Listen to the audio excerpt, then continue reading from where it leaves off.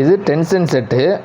இது வந்து புதுசாக வாங்குறவங்க என்ன பண்ணுவாங்க, எப்படி மாட்டணும்னு தெரியாமல் இருப்பாங்க. சரிங்களா? புதுசாக வாங்கியிருக்கவங்க வந்து எப்படி மாட்டணும்னு தெரியாமல், எந்த ஸ்க்ரூ கழட்டணும் வைக்கணும்னு தெரியாமல் இருப்பாங்க. எப்பயுமே 2 ஸ்க்ரூ இருக்கும். சரிங்களா? 2 ஸ்க்ரூ இருக்கும். அந்த 2 ஸ்க்ரூவில் இதில் வரைக்கும் பாருங்கள். அதாவது நான் மிஷினுக்கு ஆப்போசிட்டில் நிற்கிறனால இதாக தெரியுது. இந்த ஸ்க்ரூ கடைசி ஸ்க்ரூ. அந்த ஸ்க்ரூவில் ஃபஸ்ட்டு டென்ஷன் செட்டு உள்ளே வச்சுருங்க. டைட்டாக இருக்கும். தட்டி உள்ளே போட்டு டைட் வச்சுக்க வேண்டியதான். எந்த அளவுக்கு உங்களால் வைக்க முடியுமோ அந்தளவுக்கு வச்சுக்கோங்க. இது ஒன்று. அடுத்து என்ன பண்ணுவாங்க ஒரு சில பேர், இந்த மரம் இருக்குது பாருங்கள், இது வந்து உள்ளே அமுங்கி போயிடும். அமுங்கி போனனால என்ன நினச்சிக்குவாங்க, டென்ஷன் செட்டு வந்து உங்களுக்கு உள்ளே மரம் பிடிக்கலம்பாங்க. இப்போ என்ன பண்ணணும், இது லைட்டாக நம்பி விட்டுறணும்.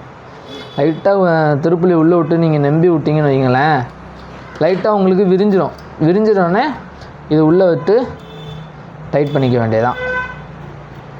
டைட் பண்ணிட்டீங்கன்னா உங்களுக்கு இதாகிடும். உங்களுக்கு எப்பயுமே வழக்கம் போல் ஆயிரும்.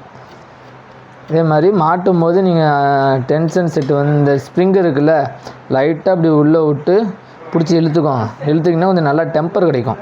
ரொம்ப ஓவராக இழுத்துன்னா பெருசாகிடும். நார்மலாக இழுத்துக்கோங்க. இழுத்துக்கிட்டு உள்ளே போட்டு டைட் வச்சுக்க வேண்டியதான். இந்த தட்டெல்லாம் அப்பப்போ க்ளீன் பண்ணிக்கணும். ஏன் இந்த தட்டை க்ளீன் பண்ண சொல்கிறேன்னா, நீங்கள் லூப் அடிக்கும்போது என்ன ஆகும், அதிகமாக என்னடா இது மேலே டைட் வச்சோம்.